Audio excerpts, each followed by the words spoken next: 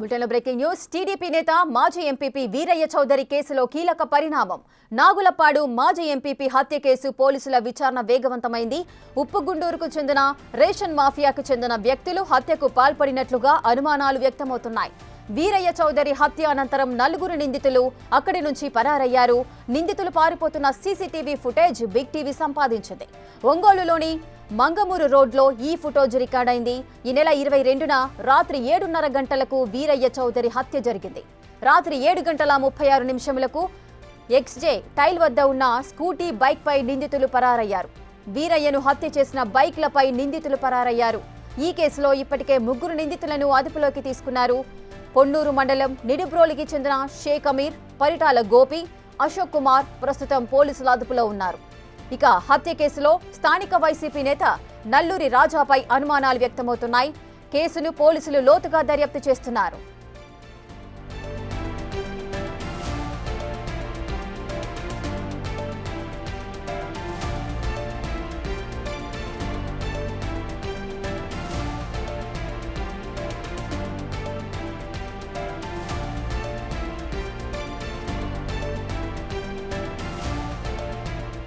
TDP నేత మాజీ MPP Veeraiah Chowdary కేసులో కీలక పరిణామం ఎదుర్కొన్నారు.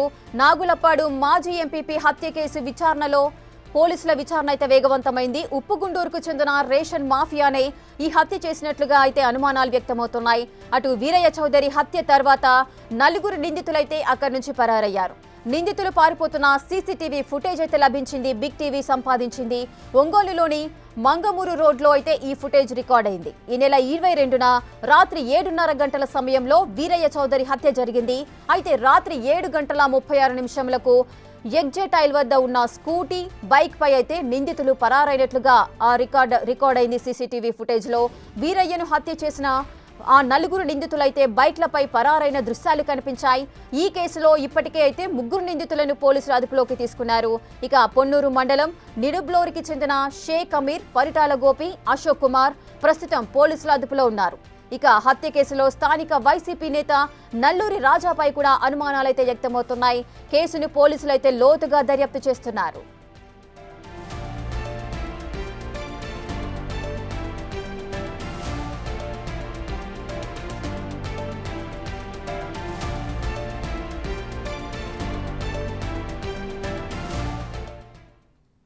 ఒంగోలు వీరయ్య చౌదరి హత్య కేసులో ఆర్థిక, రాజకీయపరమైన అంశాలతో పాటు కుట్ర కోణంపైన విచారణ జరుగుతుందన్నారు ఒంగోలు ఎమ్మెల్యే జనార్దన్. ఎన్నో ఏళ్లు హత్య రాజకీయాలకి దూరంగా ఉన్న ఒంగోలులో దారుణమైన హత్య జరగడం కలిచివేస్తోందన్నారు.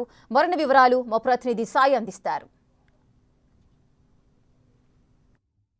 ఒంగోలులో దారుణ హత్యకు సంబంధించి కొద్దిసేపటి క్రితం ఏదైతే చనిపోయినటువంటి వీరయ్య చౌదరి కుటుంబ సభ్యులను కూడా సీఎం చంద్రబాబు పరామర్శించడం జరిగింది. ఈ సందర్భంగా కూడా ఆయన ఈ కేసుకు సంబంధించినటువంటి అంశంలో కీలకంగా కంపల్సరీగా 12 టీములు అయితే సెర్చ్ ఆపరేషన్ నిర్వహిస్తున్నారు. కంపల్సరీగా వీళ్ళు ఎవరైతే ఈ హత్య చేసినటువంటి నిందితుల్ని త్వరలోనే అరెస్ట్ చేస్తాం, వారిపైన కఠినంగా చర్యలు తీసుకోవడం అనే విధంగా చెప్పడం జరిగింది. అయితే ప్రస్తుతం అసలు ఈ హత్యని ఏ విధంగా చూస్తున్నారు అనేది తెలుసుకునేటటువంటి ప్రయత్నం చేద్దాం. మనతో పాటు ఒంగోలు ఎమ్మెల్యే జనార్దన్ ఉన్నారు, మాట్లాడదాం. ఏం సార్, ఎట్లా చూస్తున్నారు ఈ హత్యని? లేదండి, మన వీరయ్య చౌదరి గారు వచ్చేసి తెలుగుదేశం పార్టీ సీనియర్ నాయకులు. అదేవిధంగా ఆ మండలంలో ఫస్ట్ నుంచి కూడా బాగా తెలుగుదేశం పార్టీని లీడ్ చేయడం కానీ మంచి మెజార్టీ తీసుకురావడంలో కీలక పాత్ర పోషిస్తూ ఉన్నారు. ఆ తర్వాత మన ఎలక్షన్ కూడా చీరాల ఇన్ఛార్జిగా కూడా అక్కడ పెట్టారు. దాని బాధ్యతలు కూడా ఆయన చేయటం కూడా మనందరికీ తెలిసిన విషయం. కాకపోతే అతను వ్యాపారాలు రకరకాలు, ఎవరి వ్యాపారాలు వాళ్ళకు ఉంటాయి, ఏదో చేస్తూ ఉన్నారు. దానికి ఏం జరిగింది అనేది కూడా మేము కూడా షాక్ అయ్యాం. నిన్న సాయంత్రం కరెక్ట్గా 7:23 నిమిషాల నుంచి జరిగింది. 3 నిమిషాల్లోనే జరగటం, మళ్ళీ వాళ్ళు వెళ్ళిపోవటం కూడా ఇవన్నీ జరిగిన తర్వాత అప్పటి నుంచి మేము కూడా ఆరాధిస్తూ ఉన్నాం. అదేవిధంగా పోలీసు వాళ్ళు కూడా ఒక 12 టీమ్స్ వేసి వాళ్ళని కూడా సెర్చ్ చేస్తా ఏ కోణాన్ని జరిగింది అనేది కూడా వాళ్ళు పర్సూ చేస్తూ ఉన్నారు. ఒకటి, ఏదో రియల్ ఎస్టేట్ వ్యాపారాల మీద ఏమన్నా వాళ్ళకి ఏమన్నా ఇంటర్నల్ ఏమన్నా ఇబ్బందులు ఉన్నాయా, గొడవలు జరిగినాయా అనేది కూడా ఆరాధిస్తున్నారు. ఇంకోటి ఏదో లిక్కర్ సిండికేట్ అంటున్నారు. లిక్కర్ సిండికేట్లో ఏమన్నా మేజర్ ప్రాబ్లమ్స్ ఉన్నాయా దాని మీద కూడా తీస్తూ ఉన్నారు. అదేవిధంగా ఇంకా ఇక్కడికి వచ్చే మండలంలోకి వచ్చే లోపలికి వాళ్ళ ఊర్లో ఏదన్నా పాత గొడవలు కానీ లేకపోతే అంత సీరియస్ అయిన ఇష్యూస్ ఏమన్నా ఉన్నాయా అనేది కూడా తీస్తూ ఉన్నారు. ఇట్లా ఒక 4-5 ఇష్యూస్ మీద ఆరా తీస్తూ ఉన్నారు. దాన్ని తొందరలోనే మాత్రం పట్టుకుంటారు. ఆయన ఫోన్లో కూడా వాయిస్ కానీ, ఈ మెసేజెస్ కానీ, ఎవరితో మాట్లాడారు కానీ, అదేవిధంగా సీసీ కెమెరాస్ కానీ ఇవన్నీ కూడా పోలీసు వాళ్ళు కూడా ఇన్డెప్త్గా వెళ్ళారు. కాబట్టి దాన్ని ఖచ్చితంగా ఎవరనేది మాత్రం పట్టుకుంటారనేది కూడా మేము కూడా భావిస్తూ ఉన్నాం. కాకపోతే ఇలాంటి పరిస్థితి 20 సంవత్సరాల తర్వాత మళ్ళీ ఒంగోలులో జరగటం అనేది బాధాకరమైన విషయం. ఎందుకంటే ఏదైనా కూర్చొని ఇంత తీవ్రంగా జరగటం అనేది కూడా ఇబ్బందికరమైన విషయం. ప్రజలు కూడా భయభ్రాంతులు అయిపోయారు. ఒక పక్క నిన్నటిదాకా ఏంటంటే 38 పూట్లు పొడిచారు, అది ఇది అని చెప్పారు. ఇవాళ పోస్ట్మార్టం అయిపోయిన తర్వాత 53 అని చెప్పేసి వాళ్ళు డిక్లేర్ చేశారు. 53 కూడా కసిగా చేస్తే ఏ విధంగా పొడుస్తారో ఆ విధంగా చేయటం అనేది అంత తీవ్రమైన కసి, అంత ఇబ్బందులు ఉండేది ఏందనేది కూడా మనకి తెలియట్లేదు.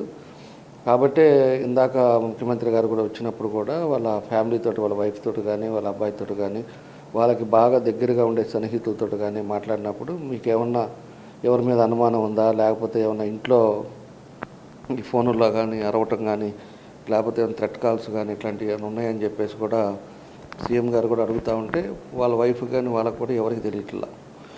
ఆయన అంత తీవ్రంగా మర్డర్లు చేసే అంత గొడవలు అంత లేవనేదే వాళ్ళు చెప్తున్నారు చెప్తే, ఇలాంటి సిట్యువేషన్స్ వాళ్ళకు కూడా మాకు కూడా అసలు అర్థం కావట్లేదు. మాకు ఇప్పుడు కూడా వ్యాపారాల్లో కానీ ఇంత తీవ్రమైన గొడవలు లేవని చెప్పేసే పరిస్థితి వారు కూడా చెప్తున్నారు.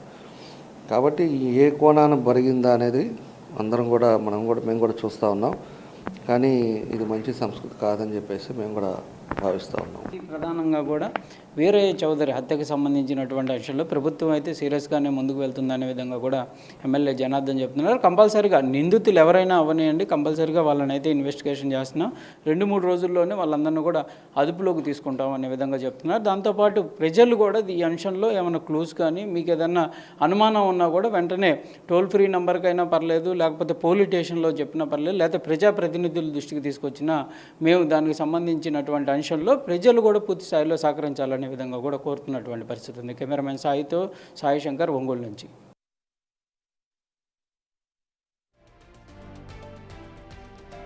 నాగులప్పాడు మాజీ ఎంపీపీ హత్య కేసులో పోలీసులు విచారణ అయితే వేగవంతం చేశారు. ఉప్పుగుండూరుకు చెందిన రేషన్ మాఫియాని ఆ మాఫియాకి చెందిన వ్యక్తుల ఈ హత్యకు పాల్పడినట్లుగా కూడా అనుమానాలైతే వ్యక్తమవుతున్నాయి. అటు వీరయ్య చౌదరి హత్య అనంతరం కూడా మొత్తం 4 నిందితులు అయితే అక్కడి నుంచి పరారయ్యారు. నిందితులు పారిపోతున్న సీసీటీవీ ఫుటేజ్ అయితే బిగ్ టీవీ సంపాదించింది. ఒంగోలులోని మంగమూరు రోడ్డులో ఈ ఫుటేజ్ అయితే రికార్డ్ అయింది. ఈ నెల 22న రాత్రి 7:30 గంటల సమయంలోనే వీరయ్య చౌదరి హత్య జరిగింది. అదేవిధంగా రాత్రి 7:36 ఎగ్జెట్ టైల్ వద్ద ఉన్న స్కూటీ బైక్ పై అయితే నిందితులు పరారయ్యారు. అంటే వీరయ్యను హత్య చేసిన బైక్లపై పరారైనట్టుగా అయితే అనుమానాలు అయితే వ్యక్తమవుతున్నాయి. ఈ కేసులో ఇప్పటికే అయితే 3 నిందితులను అయితే పోలీసులు అదుపులోకి తీసుకున్నారు. పొన్నూరు మండలం నిడుబ్రోలికి చెందిన షేక్ అమీర్ని, అదేవిధంగా పరిటాల గోపి, అశోక్ కుమార్ ప్రస్తుతం అయితే పోలీసుల అదుపులో ఉన్నారు. అటు హత్య కేసులో స్థానిక వైసీపీ నేత నల్లూరి రాజాపై కూడా అనుమానాలు అయితే వ్యక్తమవుతున్నాయి. మొత్తంగా కేసునైతే పోలీసులు లోతుగా దర్యాప్తు చేస్తున్నారు. ఒంగోలు ఇన్ని రోజులు కూడా ప్రశాంతంగా ఉంది. ఒక్కసారిగా వీరయ్య చౌదరి హత్యతో అందరూ కూడా అలర్ట్ అయ్యారు. ఇన్ని రోజులు కూడా రాజకీయ హత్యలు ఎక్కడా జరగలేదు. ఇప్పుడు వీరయ్య చౌదరితో మళ్ళీ ఈ రాజకీయ హత్యలు మొదలయ్యాయా అనే ఆందోళనలో ఒంగోలు ప్రజలంతా బిక్కుబిక్కుమంటున్నారు.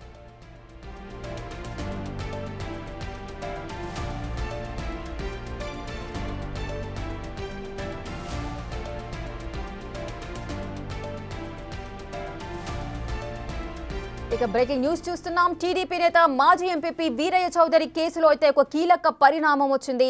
నాగులప్పాడు మాజీ ఎంపీపీ హత్య కేసులో పోలీసులు అయితే విచారణ వేగవంతం చేశారు. దీనికి సంబంధించిన పూర్తి డీటెయిల్స్ మా ప్రతినిధి సాయి లైవ్ లో అందిస్తారు. సాయి, బిగ్ టీవీలో ఎక్స్క్లూజివ్గా సీసీటీవీ ఫుటేజ్ అయితే మనం చూస్తున్నాము. ఎవరైతే నిందితులు ఉన్నారో వారు బైక్లపై పారిపోతున్న దృశ్యాలు కనిపిస్తున్నాయి. ఈ సీసీ ఫుటేజ్కి సంబంధించిన ఎక్స్ప్లెనేషన్ ఏంటి?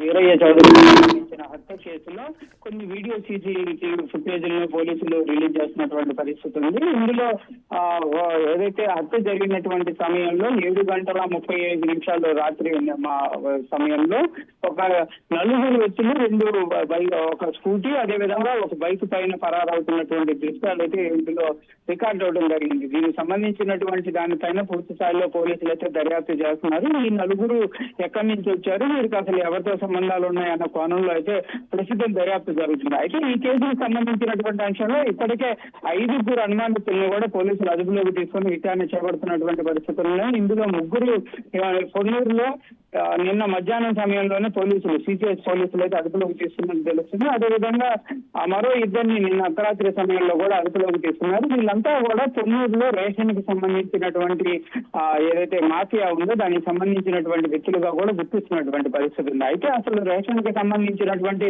ఆధిపత్యంలోనే ఈ హత్య జరిగిందా అనే కోణంలో అయితే ప్రస్తుతం దర్యాప్తు అయితే జరుగుతున్నటువంటి పరిస్థితులు ఉన్నాయి. దాంతో పాటు రాజకీయ పరమైనటువంటి అంశాలు కూడా ఇందులో ఉన్నట్టు కూడా తెలుస్తుంది. ఎందుకంటే ఈ కేసుకు సంబంధించినటువంటి అంశంలో హత్య జరిగినటువంటి రోజు నుంచి కూడా వైఎస్ఆర్సీపీ నాగులపాడుకు సంబంధించినటువంటి వైఎస్ఆర్సీపీ పార్టీకి సంబంధించినటువంటి ఒక నాయకుడు వెలుగులో ఆయన అక్కడి నుంచి పరారవడం జరిగింది. తర్వాత పోలీస్ స్టేషన్ కి వెళ్లి లొంగిపోయినటువంటి పరిస్థితులు ఉన్నాయి. అయితే నిన్నటి వరకు ఆయనకి ఈ కేసుకి ఎలాంటి సంబంధం లేదు అనే విధంగా చెప్తున్నప్పటికీ కూడా ప్రస్తుతం జరుగుతున్నటువంటి దర్యాప్తులో భాగంగా రేషన్ కి సంబంధించినటువంటి అంశాలు ఈ హత్యకి కారణంగా క్లియర్ గా గుర్తిస్తున్నటువంటి పరిస్థితి ఉంది. అయితే ఆధిపత్య పోర లేకపోతే పార్టీలకు సంబంధించినటువంటి అంశాలు కూడా క్లియర్ గా ఇందులో ఇన్వాల్వ్ అయినట్టు తెలుస్తుంది. వైఎస్ఆర్సీపీ పార్టీకి సంబంధించినటువంటి నాగులు ఎవరైతే ఉన్నారో రాజా అనేటటువంటి వ్యక్తి ఇందులో కీలకంగా ఉన్నటువంటి పరిస్థితి ఉంది. దాంతో పాటు మరికొంతమంది వ్యక్తులను కూడా గుర్తించారు. మొత్తం 3 అయితే క్లియర్ గా గుర్తించినటువంటి పరిస్థితి. వారికి సంబంధించి ప్రస్తుతం ఈ ఫుటేజ్ లో ఉన్నటువంటి వ్యక్తులు ఈ అనుమానితులు కూడా వాళ్ళైతే ఈక్వల్ చేసుకుంటున్నటువంటి పరిస్థితులు అయితే కనిపిస్తున్నాయి. సాయి శంకర్, అయితే ఉప్పుగుండూరుకు చెందిన రేషన్ మాఫియా వ్యక్తులై హత్యకు పాల్పడినట్లుగా అనుమానాలు వ్యక్తమవుతున్నాయి. ఎందుకు వారిపైన అనుమానాలు ఉన్నాయి అంటే ఇప్పుడు వీరయ్య చౌదరికి అదేవిధంగా ఈ రేషన్ మాఫియాకి మధ్య ఏదైనా వివాదాలు ఉన్నాయా? కుటుంబ సభ్యులు ఏమైనా చెప్తున్నారా ఈ విషయానికి సంబంధించి? అంటే ప్రధానంగా అయితే మాత్రం వీరయ్య చౌదరికి సంబంధించినటువంటి కుటుంబ సభ్యులు ఎవరు కూడా ఆయనకి ఆర్థిక సంబంధమైనటువంటి అంశాలు కానీ ఏదైనా బిజినెస్ కి సంబంధించినటువంటి అంశాల్లో ఇబ్బందులు ఉన్నాయని సంబంధించిన దానిపైన కూడా వాళ్ళైతే ఎక్కడా కూడా అనుమానాన్ని వ్యక్తం చేస్తున్నటువంటి పరిస్థితి లేదు. నిన్న టీడీపీకి సంబంధించినటువంటి ఎమ్మెల్యేలతో కూడా మనం మాట్లాడటం జరిగింది టీవీ ద్వారా. వాళ్ళు క్లియర్ గా చెప్తున్నారు ఎక్కడా కూడా కుటుంబ సభ్యులు అయితే ఎవరికైనా కూడా అనుమానాన్ని వ్యక్తం చేస్తున్న పరిస్థితి లేవు అనే విధంగా చెప్తారు. కాకపోతే బిజినెస్ కి సంబంధించిన అంశాల్లో కొంత పార్టీలకు సంబంధించినటువంటి ఇన్వాల్వ్మెంట్ అయితే క్లియర్ గా ఈ హత్యలో ఉన్నట్లు మాత్రం దర్యాప్తు ద్వారా తెలుస్తున్నటువంటి పరిస్థితులు ఉన్నాయనేది పోలీసుల నుంచి సమాచారం అయితే అందుతుంది.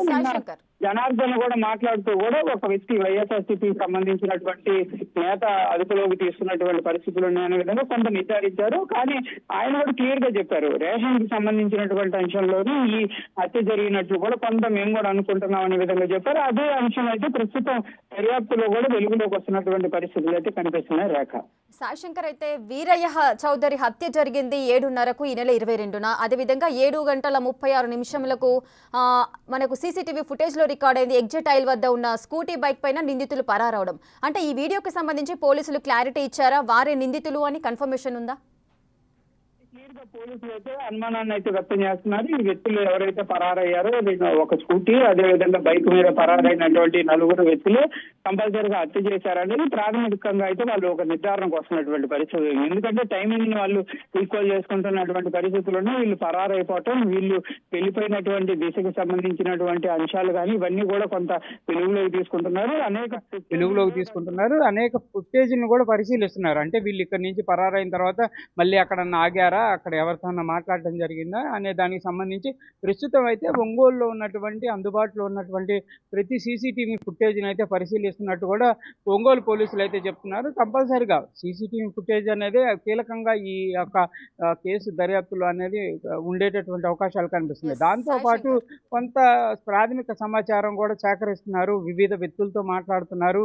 ప్రజల నుంచి కూడా కొంత ఒక టోల్ ఫ్రీ నెంబర్ని విడుదల చేసి మీ దగ్గర ఏదైనా అనుమానాలు ఉంటే వ్యక్తం చేయొచ్చు అనే విధంగా కూడా చెప్తున్నటువంటి పరిస్థితులు అనేక కోణాల్లో అయితే ప్రస్తుతం ఈ కేసుకు సంబంధించినటువంటి దర్యాప్తు అయితే కొనసాగుతున్న పరిస్థితులు ఉన్నాయి.